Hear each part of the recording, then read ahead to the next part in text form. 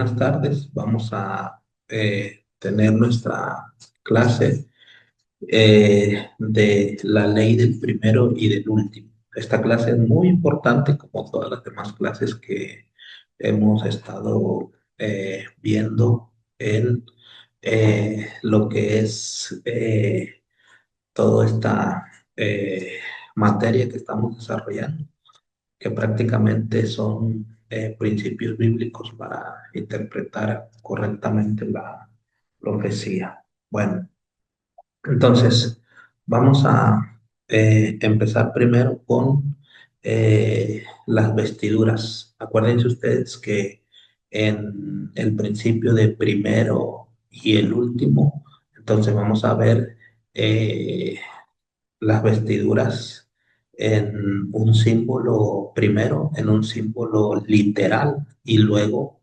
en símbolo espiritual, hablando de las vestiduras que Cristo prometió para su pueblo.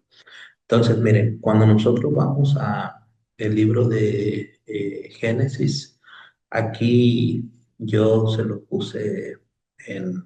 eh, eh, en griego, utilicé la Septuaginta. ¿Por qué razón? Porque quiero hacer una comparación de la palabra para vestiduras que se utiliza en el Génesis, en la Septuaginta, y la palabra que se utiliza para vestiduras en el libro de Apocalipsis. Es totalmente diferente. Entonces, aquí la pregunta surge, ¿por qué es diferente si se supone que tiene que ser lo mismo? Por ejemplo, si estamos hablando del Israel literal, se repite la misma figura, Israel. Si estamos hablando de gentiles, se repite la misma figura, gentiles, etnia, el griego. Entonces, aquí esta parte, por eso les dije que es muy importante esta clase. Entonces, miren, lo que dijo el Señor Dios dice, esta de polleo es de algo, de hacer, poyesen, dice. Entonces hizo el Señor Dios, Curios es Señor, Teos es Dios, a Adán, ¿ok? Aquí está Adán en el griego y a su mujer, Gunei o Gunaikos, de Gune más que nada en el griego es mujer. Entonces dice, hizo el Señor Dios a Adán y a Eva, y a Adán y a su mujer, shitonas. ¿Qué significa esta? Vestiduras, ¿ok? Vestiduras, dice, dermatinus, que de aquí viene la palabra, cuando tú dices voy a ir con el especialista en la piel, voy a ir con el dermatólogo. Entonces de aquí viene de derma. Esta palabra de aquí viene dermatólogo, que es de la piel. Entonces dice que hizo vestiduras de piel y los vistió. Es lo que está diciendo el original. Entonces, miren, vestiduras, ¿ok? Esta palabra es la importante. Dice que fueron de piel, ¿ok? Ahora, en eh, en el hebreo es interesante. En algún momento, en algunas clases, lo vamos a ver, pero en el hebreo se utiliza la palabra para vestiduras. En el 3:21 se utiliza la palabra or, ¿ok? Or. Entonces, esa misma palabra en el Génesis. Aquí estamos hablando después del pecado, estas vestiduras, ¿ok? De piel, ¿ok? Es después del pecado. Y la palabra que se utiliza en el Génesis es or. Va a ser interesante checar, porque no lo he checado, pero va a ser interesante checar qué palabra se utiliza para hablar de las vestiduras de Adán y Eva antes del pecado, porque estas son después del pecado. Ahora, ¿en qué sería lo interesante? Que el hebreo aquí, en lugar de shitonas, utiliza la palabra or, pero para hablar de las vestiduras que tenía Adán y Eva antes del pecado, también se utiliza la palabra or, ¿ok? Entonces, eh, lo interesante va a ser checar, les digo, en la Septuaginta, a ver si también se utiliza la misma palabra, como en el hebreo. Ahora, eh, surge la pregunta, entonces Adán y Eva, antes del pecado, estaban desnudos. No, la desnudez, podemos decir, bueno, antes del pecado estaban desnudos porque no se vestían con vestiduras de piel, ¿ok? Y en ese sentido estaban desnudos, pero literalmente ellos estaban desnudos, no. Por eso les digo que la palabra or que se utiliza aquí es la misma palabra or para hablar de las vestiduras, solo que es la misma palabra, pero hay una diferencia. La diferencia es en el hebreo la palabra allí es una palabrita que cambia la letra para or después del pecado y or antes del pecado. Es la misma palabra, pero con diferente letra, ¿ok? Con diferente consonante, pero suena lo mismo, or. Entonces, antes del pecado, Adán y Eva andaban vestidos, pero era un manto de luz, ¿ok? No es que Adán veía a Eva literalmente desnuda, no, tenían ellos por un manto de luz y Eva veía a Adán igual con ese manto. Ahora, ¿qué sucedió cuando ellos pecaron? Ese manto o esas vestiduras que Cristo las provisionó para vestirlos, desaparecieron con el pecado. Entonces, ahí es donde entra vestiduras de piel, ¿ok? Ahora, eran en el Apocalipsis, hablando de vestiduras, ya no utiliza la palabra chitonas acá, acá utiliza para los mártires que van a estar allá en el cielo, utiliza la palabra estolé, leuqué, vestiduras blancas, que sería una túnica. Entonces la pregunta es, ¿por qué no utiliza la misma palabra que aquí vestiduras después del pecado? Interesante que Juan está utilizando la palabra estolé, son túnicas, pero ¿cuál es la diferencia? Juan está utilizando para vestiduras las que eran de manto de luz, de esas vestiduras. Entonces, ¿cuál es la diferencia? Que esta de Juan son vestiduras que Cristo provee y es una luz, pues, que esa luz hace que no se vea desnuda la persona como Adán y Eva antes del pecado.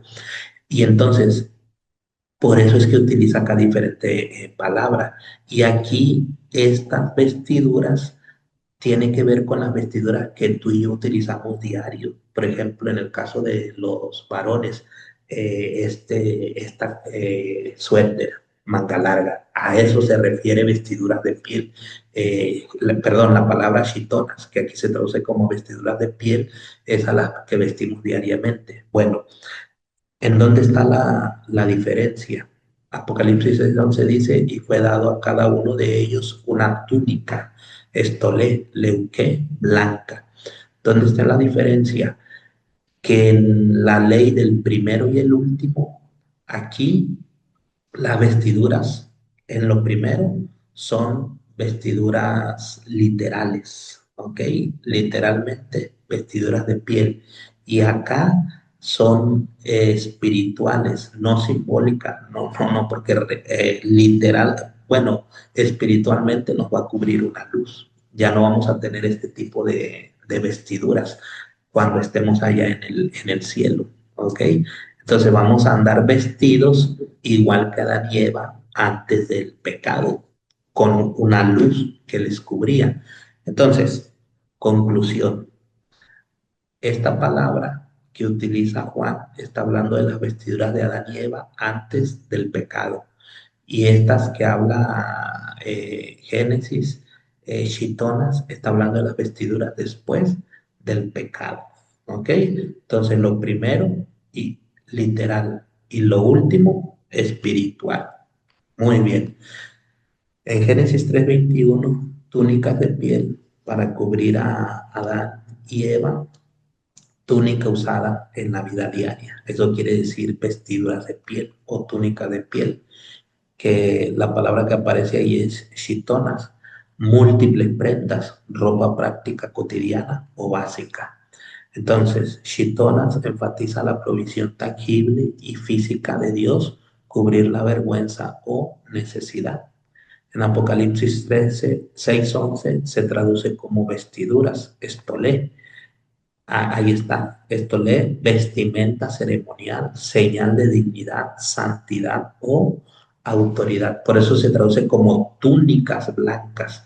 ¿Por qué? Porque nosotros somos real sacerdocio, sacerdotes, la iglesia, y como somos real sacerdocio, entonces vamos a utilizar las vestiduras, vestimentas ceremoniales. A eso quiere decir, pero estas vestiduras ya no van a ser físicas, sino va a ser una túnica, una luz resplandeciente que va a hacer que no nos veamos desnudos. Así que eso de que Adán y Eva antes del pecado estaban desnudos, pues desnudos estamos hablando de chitonas, prendas de túnicas de piel, ahí sí, pero cuando ellos pecan, ese manto de luz, que era literal, ese manto de luz era literal, se les cae por el pecado y entonces ahí es donde ellos visten túnicas de piel. La palabra estolé es vestimentas ceremoniales, pero ahí en el cielo van a ser las mismas que con Adán y Eva antes del pecado, un reflejo, una luz que nos va a cubrir. Ahora muchos dicen, ajá, pastor, entonces cuando dice que la ropa de el pueblo de Israel en el desierto duró todo el tiempo que ellos anduvieron allá, se está refiriendo a las ropas que utilizaban Adán y Eva antes del pecado. No, ahí ellos literalmente, pues Dios hizo provisión para que su ropa literal física que ellos vestían de piel de lo que fuera, les durara. ¿Ok? Bueno, entonces, la palabra estolé enfatiza la realidad espiritual. Entonces, aquí, shitonas, literalmente. ¿Ok? Y acá, espiritualmente. La ley de lo primero y lo último. En Apocalipsis, las vestiduras blancas no son meramente literales. ¿Ok? Cuando ustedes ven en Apocalipsis que a los de la iglesia de, creo que es Esmirna, se le prometen vestiduras blancas, o que nosotros vamos a tener vestiduras blancas, o que los 144,000 y la gran multitud están vestidos con túnicas blancas, no se refiere a vestiduras literales como las que tú y yo utilizamos hoy en día, que es esto, tela, ropa, no. Se refiere a vestiduras espirituales. O sea, una luz nos va a cubrir a nosotros, ¿ok? Que es la misma luz que cubre a los ángeles, ¿ok? Y ellos traen ese tipo de vestiduras. Y pues, abriendo más el concepto bíblico, son las mismas vestiduras que cargan los de otros planetas donde hay hijos de Dios, ¿ok? Entonces los mártires reciben vestiduras blancas como señal de justificación, descanso y vindicación divina. Los creyentes fieles ya caminan con Cristo, vestidos de blanco, indicando una condición espiritual actual, no solo futura. Entonces, en el momento que nosotros nos bautizamos, dice que somos vestidos con la justicia de Cristo. Por eso dice el creyente ya camina con Cristo. Claro que esas vestiduras son espirituales, no las podemos ver. El único que las puede ver es Cristo. Esto es como los sellados. No es que literalmente nosotros aquí vamos a tener un sello en la frente y así nos vamos a identificar para saber que somos fieles a Dios. No, ese sello es espiritual, no se mira. ¿Por qué en la frente? Porque aquí tenemos la mente. ¿Quién es el único que ve ese sello y que lo conoce? Cristo, el único. ¿Ok? Entonces, lo mismo sucede con las vestiduras. La escritura enseña que los santos ya están vestidos espiritualmente. Miren lo que dice Isaías 61:10: vestiduras de salvación y manto de justicia. Gálatas 3:27: revestidos de Cristo.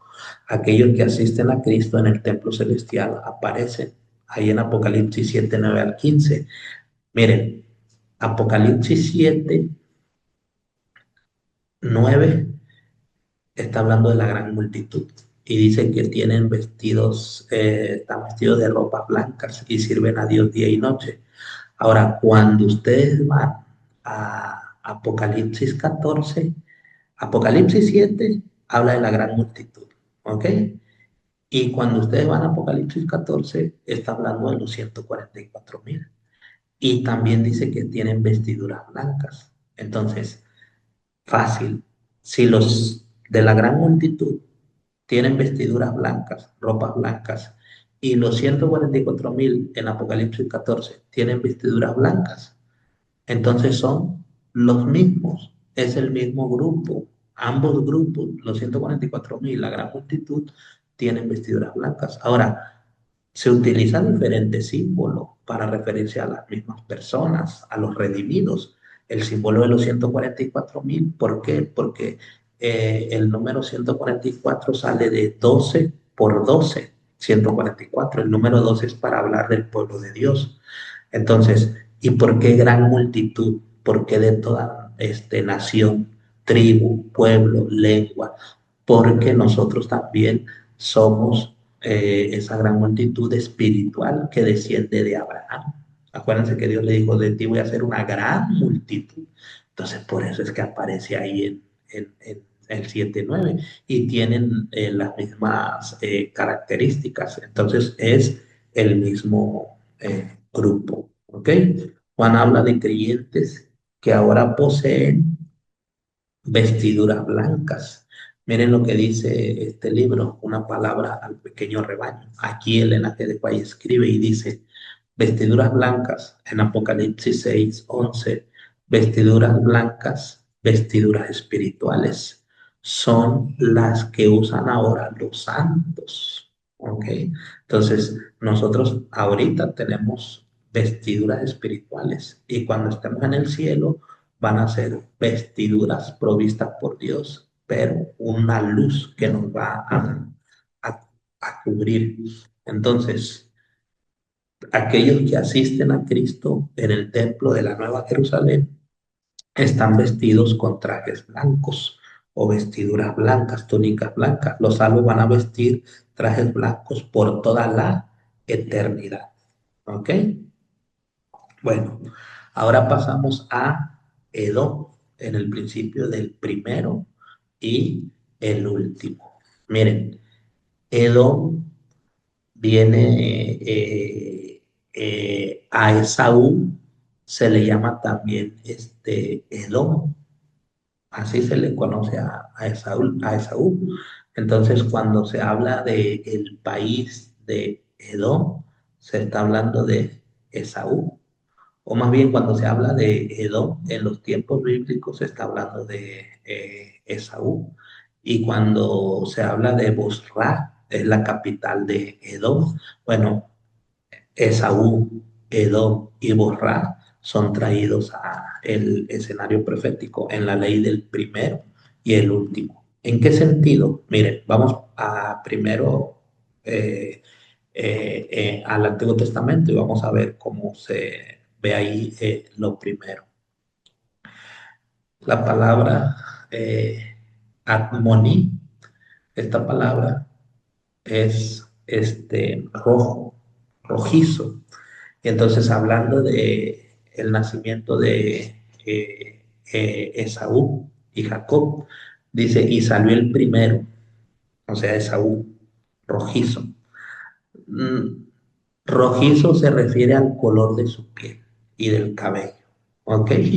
A eso. No, no es que él era color rojo, no, rojizo es el color de su piel y el cabello. Entonces dice rojizo completamente y llamaron su nombre Esaú, que es Esaú. Génesis 25:25.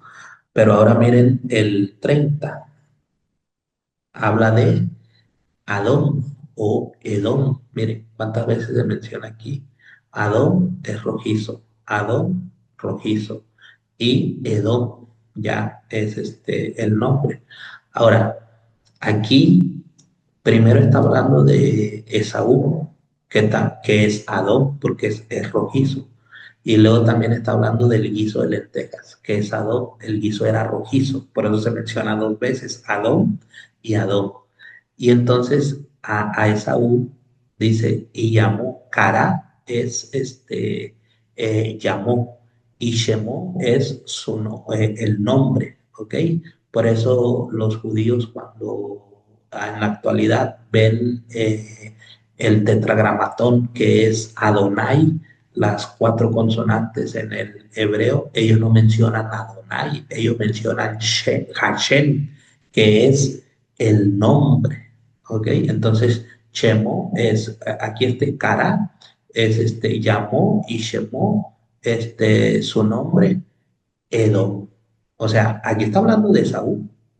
Y aquí Adón, porque Saúl era rojizo, piel rojiza y cabello. Y Adón por el guisado, que era rojizo el guisado.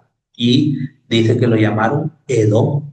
Entonces acá dice que es Esaú, pero acá es Edom. ¿Ok? Entonces, y dijo Esaú a Jacob, aquí está ya Jacob, el padre de Esaú, aliméntate de este guiso. ¿Ok? Aquí está, Adón. Entonces, para decir y dijo Esaú, aquí está, Esa, ¿ok? Se utiliza el mismo que acá, pero como era rojizo, el color rojizo, pues se le llama Adón y el guiso también era rojizo. Entonces dice, aliméntate de este guiso rojo, ¿ok? Por eso llamó su nombre Edom. Aquí está. Entonces en el 25 es Esaú y en el 30 Edom. Así que Edom en el tiempos bíblicos tenía que ver con la descendencia de Esaú y Bosra era la capital de Edom.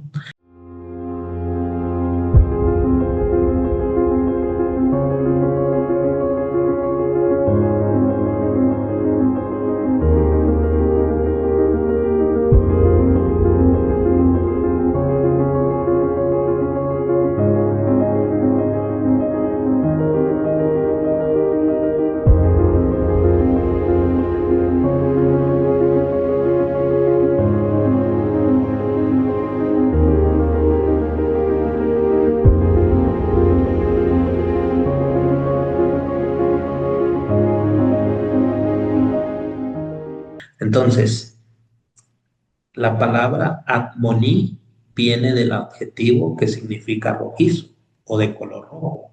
En el contexto bíblico indica color de piel o cabello del recién nacido. La palabra admoní aparece en la Biblia solo unas pocas veces y casi siempre asociado con Esaú o con la descripción de algo rojizo. Entonces, Edom, nombre propio, derivado de la misma raíz. Aquí está, de Aleph, Dalet y Mem, que es rojo. Entonces, Edom deriva de la misma raíz de Admoní. Función, sustantivo propio, nombre de persona o lugar. Por eso a Esaú se le llama Edom y por eso hay un lugar en la Biblia que se llama Edom. El autor bíblico usa la raíz roja. Aquí está, Aleph, Dalet y Mem, para conectar el color del guiso con el nombre del personaje. Por eso se repite en Génesis 25:30 dos veces Adón, Adón, porque lo que está haciendo es conectando el color del personaje con el color del guiso. Miren, aquí está este, dos veces Adón y Adón, el personaje y el color de el guiso. ¿Ok? Entonces, por eso se utiliza dos veces. En castellano, literalmente, pues aquí, en una ocasión lo podríamos traducir como Esaú aquí y acá como el guiso rojo, pero pues no tendría elegancia la traducción. Por eso, aunque se menciona dos veces, se está refiriendo, o sea, está haciendo una conexión entre el personaje y el color de el guiso. Por eso solamente, aunque aparece Adón dos veces, la traducción solamente yo la hago una sola vez, guiso rojo, pero se está refiriendo al personaje y al color del guiso, ¿ok? Entonces, así está en el original.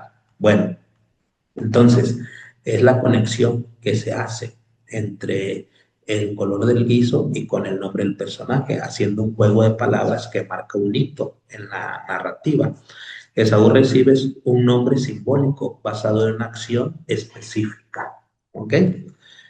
Esto es típico en la Biblia hebrea. Los nombres no solo identifican, sino que reflejan historia, carácter o destino. Entonces, Edom, que es Esaú, tiene que ver con lo primero. Lo último va a ser simbólico, espiritual.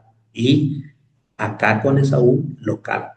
Acá Edom en las profecías eh, geográficamente universal. Entonces, a lo largo de la escritura, el nombre Edom, Esaú, quien despreció su primogenitura y odió a Israel, se usa simbólicamente para describir el destino de quienes menosprecian la salvación y rechazan al pueblo de Dios. Entonces, desde los profetas hasta Apocalipsis, Edom representa la oposición persistente al propósito redentor de Dios. La pregunta es, los de Edom, descendencia de Saúl, aunque se opusieron y menospreciaron la salvación, simbólicamente, espiritualmente y también literalmente en ese tiempo, tenían abiertas las puertas para aceptar la salvación. Claro que sí. Esto mismo se trae en las profecías. Ahorita les voy a decir dónde. Edom describe simbólicamente el destino de aquellos que, como Esaú, menosprecian la salvación, rechazan su primogenitura espiritual y manifiestan enemistad contra el pueblo de Dios. Miren, vamos a ir a Daniel 11, que es la parte más difícil, entre comillas, pero con esto que estamos viendo, eh, así como dicen los jóvenes y los niños y los adolescentes, este es pan comido a Daniel 11. Miren, vamos a Daniel 11. Por eso a mí me encantan estos principios bíblicos, porque estos principios hacen que la profecía sea fácil. Miren, Daniel capítulo 11 y el versículo, si nosotros estamos en el 40, 11:40 al 12, 1 al 3, hemos dicho que no ha tenido su cumplimiento. Entonces dice el versículo, voy a leer a partir de el 41. Dice, entrará en la tierra gloriosa. Estamos hablando del rey del norte. Literalmente, Roma escatológica va a regresar a Jerusalén, que es la tierra gloriosa. No, porque dice, el rey del norte es el que va a entrar en la tierra gloriosa. ¿Por qué dice que va a entrar en la tierra gloriosa? Porque va a entrar con el pueblo de Dios, el Israel espiritual, ¿ok? Y muchas provincias caerán. Bueno, el original no dice caerán, ¿ok? Nada más dice, y muchas provincias escaparán de su mano. ¿Y cuáles son esas provincias que van a escapar de sus manos? Edom, Moab y la mayoría de los hijos de Amón. Ya sabemos que Edom viene de Saúl y Moab y Amón de la descendencia de Lot, los amonitas y moabitas. Ahora dice, van a escapar de su mano. ¿De la mano de quién? De la Roma escatológica. Ahora, ¿por qué dice que van a escapar de su mano? Porque estos que menospreciaron, Daniel los está trayendo simbólicamente. Cuando habla de Edom, Moab y los amonitas, y luego aquí más adelante habla de Egipto, habla de Libia, habla de Etiopía. En el versículo 42 habla de Egipto, en el versículo 43 habla de Libia y de Etiopía. Entonces, ¿qué hacen los futuristas? Ah, vámonos a lo literal. No, simbólicamente son traídos aquí a esta parte, porque aquí ya es lo último, allá en el Antiguo Testamento lo primero. Entonces, pero vamos con Edom, ya después vamos a explicar lo de a Moab, a Amón y también lo de Libia, Egipto y Etiopía. Estamos con Edom en Daniel 11. ¿Por qué dice que van a escapar de la mano? ¿De la mano de quién? De la Roma escatológica. ¿Por qué? Porque estos de Israel, perdón, estos de Edom, como quiera, seguían siendo pues hijos de Dios en el sentido de que provienen de Abraham, Isaac y Jacob, pero se alejaron. Entonces, cuando se alejan, claro que al alejarse de Dios caes en mano de la Roma escatológica. Y en el tiempo final dice, estos como rechazaron el mensaje. Por eso tenemos que hacer lo del fuerte pregón. Aquí es donde entra el fuerte pregón. Y estos que van a escapar de la mano, Edom, Amón y los moabitas, que pertenecían al pueblo de Dios, pero habían menospreciado la salvación, en el fuerte pregón van a venir porque siguen siendo hijos de Dios. Pero nada de que al rey del norte, literal, no. Entonces es muy importante esto, ¿ok? A lo largo de la escritura, el nombre Edom, quien, bueno, eso ya lo vimos, ¿ok? Ahora, Edom significa rojo o rojo como la sangre, lo cual se relaciona con la violencia y el derramamiento de sangre. Si ustedes quieren saber más sobre Daniel 11, hay una materia que yo voy a dar solo de Daniel 11. Son como unas, más, creo que como 100 clases. Solo Daniel 11. El rey del norte se llama la materia y el rey del sur. Está pero buenísima, no se la pierdan. En Apocalipsis y los profetas, ese color y nombre se usan simbólicamente para referirse a la ira divina y al juicio sobre los que se oponen a Dios, el color rojo. ¿Ok? Entonces, desprecio por la primogenitura espiritual, desprecio por la salvación. Así como Saúl despreció la primogenitura espiritual, pues los de Edom hoy en día, que representan a los que desprecian la salvación, van a escapar de la mano.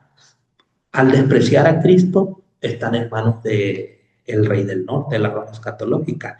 En el fuerte pregón se escapan, salen de la Roma escatológica. Y es lo que Elena G. de White dice, que en el fuerte pregón muchos que escapan de la mano del rey del norte, que son todos los de las iglesias protestantes y evangélicas, en el fuerte pregón escuchan el mensaje y vienen a Jerusalén espiritual, así como en el tiempo del Antiguo Testamento, cuando había guerra, Jerusalén abría sus puertas para refugiar a los que siempre fue un lugar de refugio.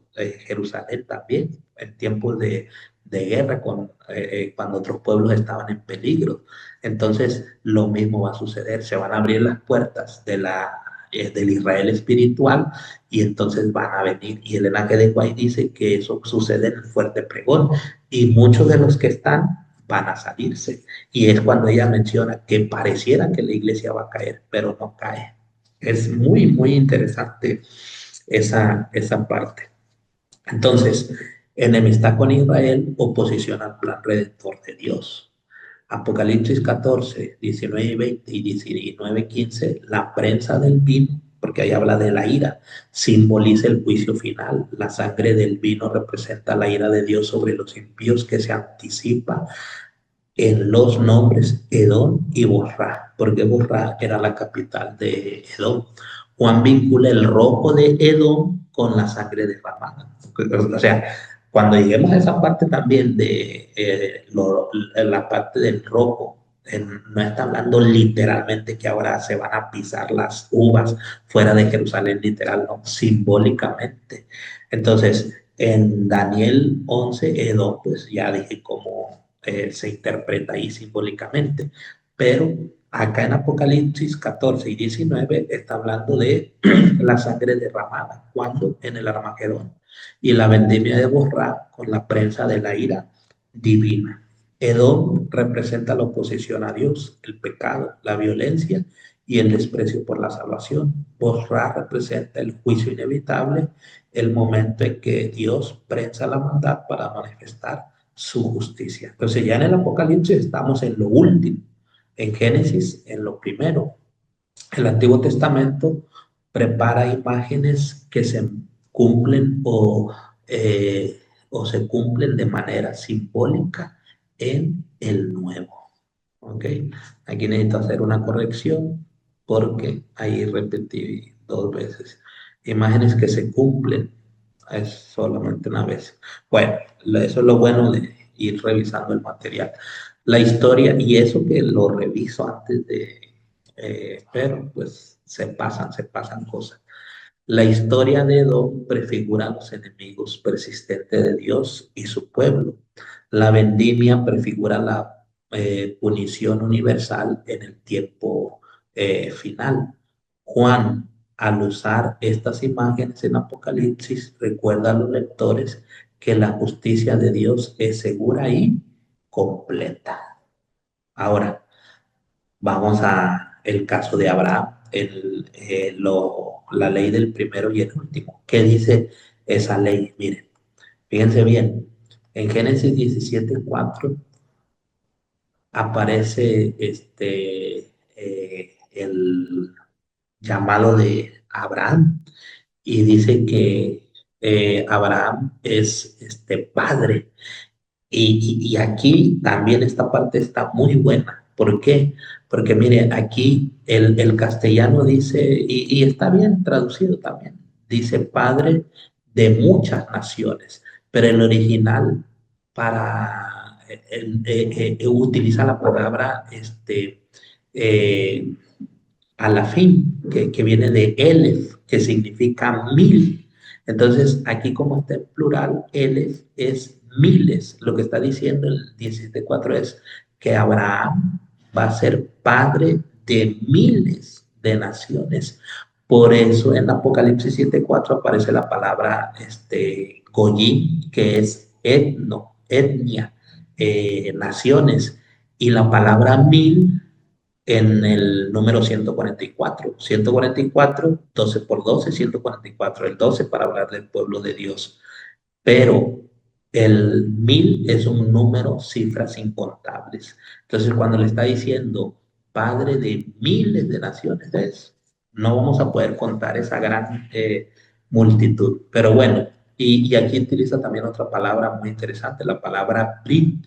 Briti viene de Brit, que significa conjunto de garantías y promesas. En el castellano se traduce como pacto.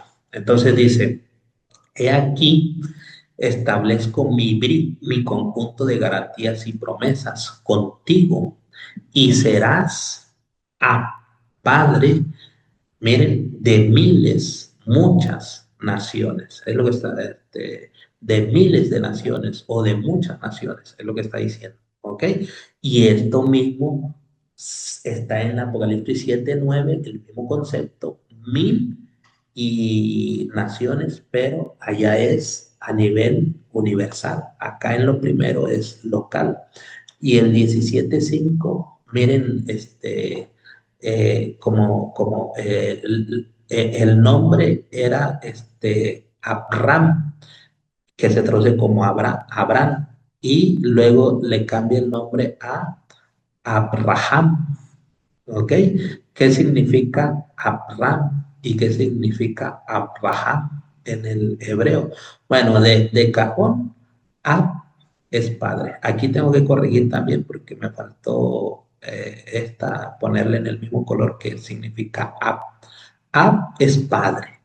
Y entonces aquí también aparece la palabra Ab. Aquí tengo que ponerle en este mismo color. Ahí se me pasó, pero lo voy a corregir. Entonces es Ab Entonces ya sabemos que es Padre, pero miren lo que le dice Dios, y será llamada más, y no será llamado más tu nombre, Shem, ¿ok? Shemha, de Shem, Padre exaltado, ya, que es Abraham, y será Shemha, o sea, tu nombre, Shem, Abraham, padre de muchos.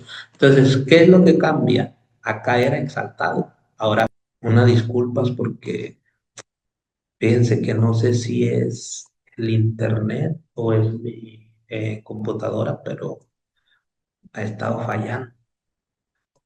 He preguntado que si es el internet, me dicen que no, pero pues no creo que sea mi computadora. Entonces, regresamos aquí. Decíamos que la palabra, el cambio es solamente de exaltado pasa a muchos, ¿ok? Abraham es padre exaltado y Abraham es de muchos, porque te he hecho padre. Ab dice de multitudes. Jamón es multitudes, ¿ok? Aquí, jamón. Goyim, multitudes de naciones. Bueno, entonces, aquí es lo primero y lo último, Apocalipsis 7:9, 144,000 y la gran multitud. Entonces, aquí tenemos, miren, Abraham está compuesta de dos palabras, Ab, que es padre, y Ram, que significa exaltado o alto. Ese era su nombre original. Entonces, significado literal, padre exaltado o padre elevado. Y ahora, Abraham es lo mismo. Ab, padre, y Raham deriva de la misma raíz, de la Rosh, la Bet y la Hei, multiplicar o muchos. Entonces, es la misma raíz, pero acá es padre de muchos y acá solamente era padre exaltado. Significa literalmente padre de muchos o padre de multitudes. En Génesis 17, 4 y 5, Dios cambia el nombre de Abraham, padre enaltecido, a Abraham, padre de multitud, señalando que su paternidad iría más allá de un solo linaje físico. La promesa incluye dos dimensiones, descendencia numerosa y alcance universal. Primero, la semilla literal y segundo, la semilla espiritual de Abraham. Entonces, después de Abraham viene Jacob, los israelitas. Israel, a Jacob también se le cambia el nombre, a Israel. Entonces, ¿qué está diciendo el concepto de Abraham en profecía? Que esto mismo que es primero local aparece en el Nuevo Testamento en Apocalipsis, pero ya de manera universal. ¿Por qué Apocalipsis 7:9 habla de una gran multitud de todas las naciones, tribus, pueblos y lenguas? Porque se está refiriendo a la descendencia espiritual de Abraham, no a la descendencia física de Israel literal. Entonces, ¿y por qué 144? Porque el 12 es un número para hablar del pueblo de Dios, que va a recibir el sello en el tiempo del fin. Entonces, los 144. ¿Y por qué 1000? Porque 1000 es para números incontables, cifras incontables en la iglesia. Entonces, como es incontable, por eso se le llama la gran multitud, la gran muchedumbre de toda la nación, tribu, pueblo, lengua. Así que bíblicamente Apocalipsis 7:4, los 144,000 no es literal, es un número simbólico. Y bíblicamente los 144,000 y la gran multitud es el mismo grupo. Fácil cuando tenemos estos principios. Entonces la simiente literal se desarrolla históricamente. Isaac, no Ismael. ¿Ok? Jacob, no Esaú. Las 12 tribus de Israel provienen de Jacob. La promesa no dependía solo de la carne. Dios actúa por elección soberana. Entonces Dios eligió a Jacob, Ahora, eso no quiere decir que al elegir a Jacob, los de la descendencia de Saúl no podían ser salvos. Sí, si no rechazaban el plan de salvación, pero la mayoría de ellos lo rechazó. Y por eso de Ismael, ahí en la actualidad provienen lo que es los árabes, ¿ok? No el mundo musulmán, porque hay que diferenciar los árabes y el mundo musulmán. Claro que muchos árabes son musulmanes y muchos de los que no son árabes también son musulmanes, porque el musulmán es una, podemos decir, eh, si lo queremos tomar como una de las religiones más grandes del mundo, los musulmanes. Entonces, es un error decir que todos los árabes son musulmanes o que solo los musulmanes son árabes. No, prácticamente podemos decir de Ismael la descendencia de los árabes, ¿ok? Y de ahí es donde provienen los musulmanes, una religión. Por ejemplo, en Egipto, muchos musulmanes. En Europa, muchos musulmanes. En Asia, continente asiático, muchos musulmanes. Más, porque pues ahí está Egipto, estamos hablando del continente africano, ¿ok? Y el mundo árabe, pues en el continente asiático. Bueno, entonces Israel se convierte en el portador histórico de las promesas. Por eso es que allá en Apocalipsis 7:9 habla del Israel espiritual que recibe el sello de Dios. La Biblia revela progresivamente una simiente espiritual. Génesis 12:3, en Abraham serían benditas todas las familias de la tierra. En Romanos 4:11 al 18, Abraham es padre de todos los que creen. Y en Gálatas 3:7 al 9, los de fe son hijos de Abraham. Ya dijimos en otras clases qué significa la palabra fe. La fe, no la genealogía, define la verdadera, la verdadera filiación. ¿Ok? Hablando del pueblo de Dios. Entonces, ya en el Nuevo Testamento, Israel ya no es literal, ahora es simbólico, espiritual, pero universal de todo el mundo. El patrón se mantiene en toda la escritura, primero lo natural y luego lo espiritual. Lo particular prepara el camino para lo universal o lo literal prepara el camino para lo universal. La historia de Abraham es así la columna vertebral del plan redentor. Sin la historia de Abraham, imposible. Por eso la clase pasada hablábamos de Elías. Tienes que irte a la historia de Elías para poder entender las profecías. Lo mismo, si queremos entender la parte más difícil, que es los 144.000, donde no hay un consenso. De paso, los adventistas del séptimo día que creen que los 144.000 es un número literal, pues son futuristas, dispensacionalistas, ecléctico. El método ecléctico es el que mezcla diferentes escuelas de interpretación profética. Entonces, la Biblia dice que los 144.000 es simbólico ese número y los 144.000, la gran multitud, es el mismo el grupo. Pero ¿cómo lo entendemos? A mí se me hace muy fácil entender los 144.000. De hecho, yo tengo una materia también solo de los 144.000 que voy a impartir y eh, es fácil comprenderlo. ¿Por qué? Porque yo primero utilizo los principios. Hay que irse a la historia primero de Abraham y eso nos va a ayudar a entender el resto de la profecía. La promesa alcanza su clímax en una multitud incontable de toda nación, ahí en Apocalipsis 7:9. ¿Ok?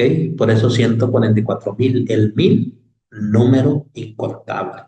Abraham como padre de una familia eterna y mundial. Entonces, Dios no forma su pueblo por sangre, sino por fe, o sea, por los que creen en Él. Claro, después de que desechó a Israel literal como nación portadora de la luz a todo el mundo. Desde Abraham hasta la iglesia, la promesa se abre paso más allá de fronteras étnicas y generaciones. Ahora, la pregunta es, si Dios no hubiera desechado a Israel, estuviéramos hablando de Apocalipsis 7:9 como 7:9 y la gran multitud como el Israel literal. Ya no. ¿Por qué? Porque aunque Israel literal hubiera seguido, ahí iban a venir de todo el mundo, de todas las naciones, a formar parte del pueblo de Dios. Entonces, las profecías van a seguir como estaban. ¿Qué es lo que sucede? Cambia el concepto nada más. Ya no es el Israel literal, ahora es el Israel espiritual. Pero si el Israel es literal hubiera seguido, entonces, de todos modos, cuando Apocalipsis 7:9 hablara de 144,000 y la gran multitud, no se está refiriendo al Israel literal, porque eso dejaría fuera a todas las demás naciones en que puedan recibir el sello de Dios. No, aunque el Israel literal hubiera sido, los 144,000, la gran multitud serían de todas las naciones. Entonces, es cuestión de que entendamos los principios. Ser hijos de Abraham no depende del origen, la historia personal o los méritos humanos, sino de una relación viva de fe o de creer.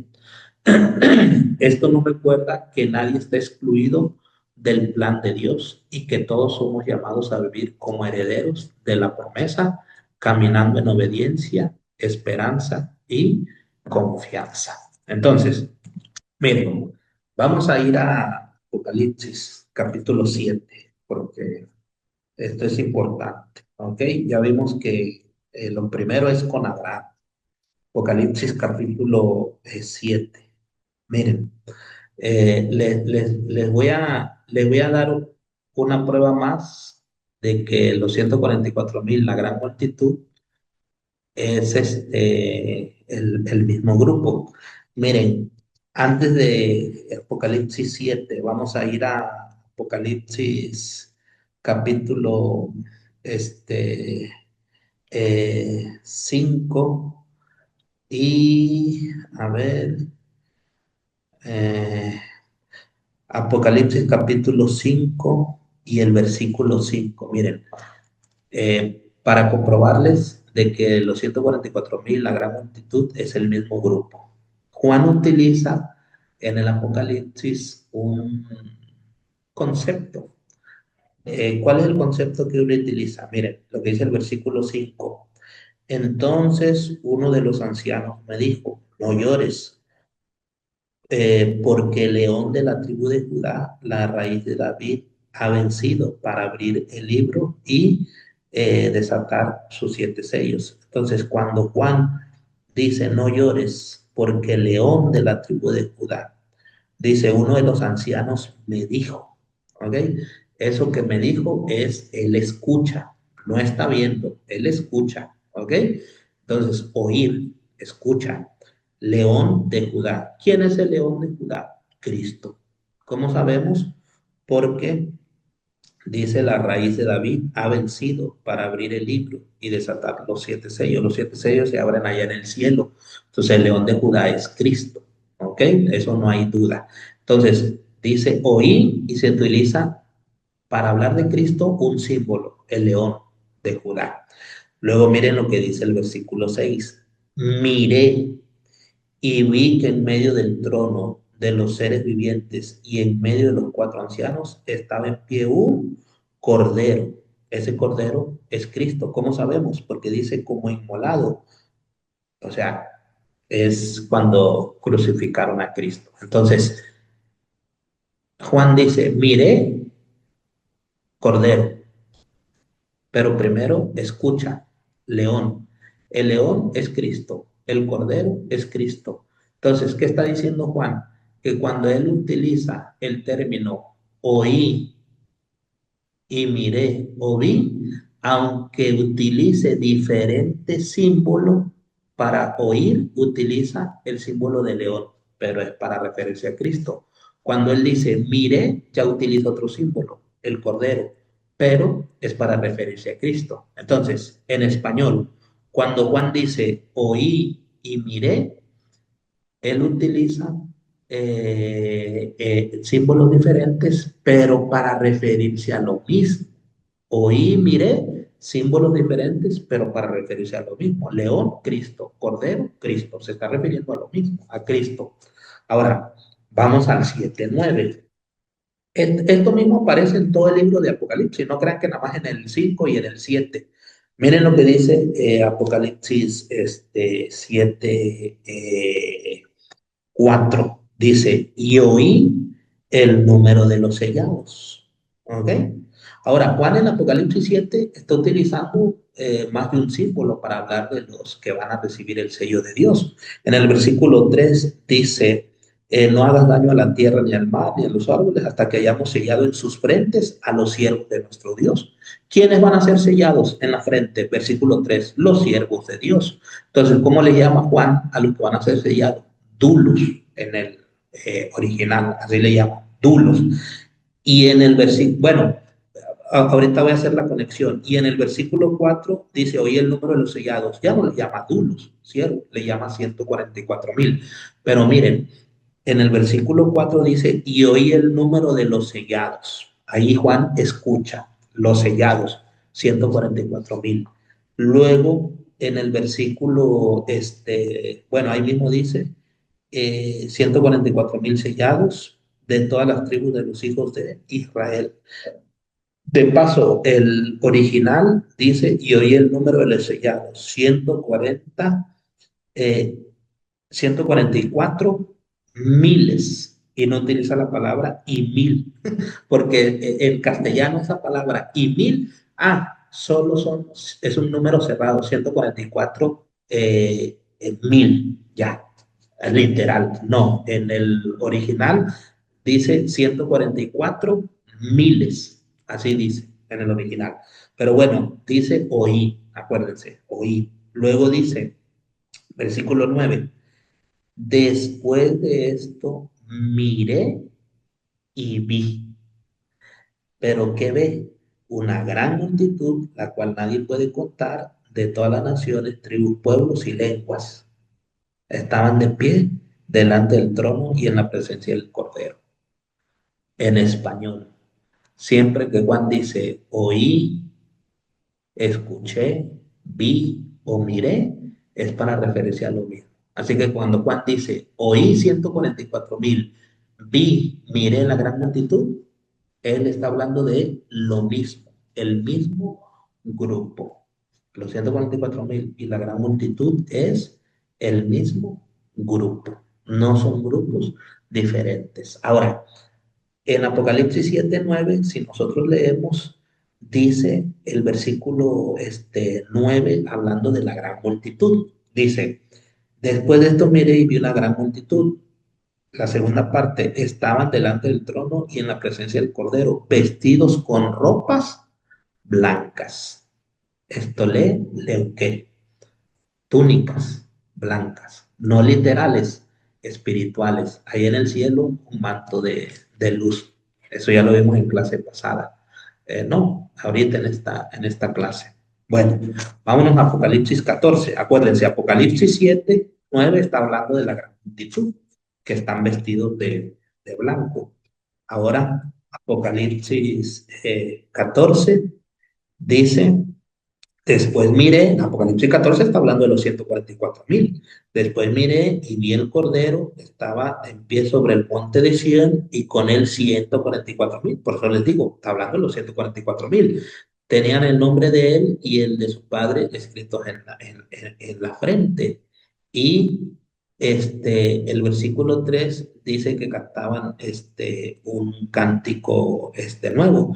Y entonces en el versículo, en el 14, están delante del trono.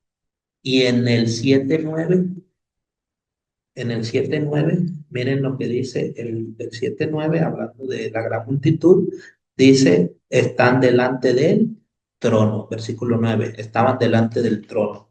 Y el capítulo 14, versículo 1, también dice que estaban delante del trono. Entonces, si la gran multitud del 7:9 está delante del trono y los 144,000 del 14:1 están delante del trono, quiere decir que son el mismo grupo, no son grupos diferentes. Así que es importantísimo todos estos principios. Bueno, Jehová te bendiga y te proteja, Jehová haga resplandecer su rostro hacia ti y tenga gracia contigo. Gracias y Dios les bendiga.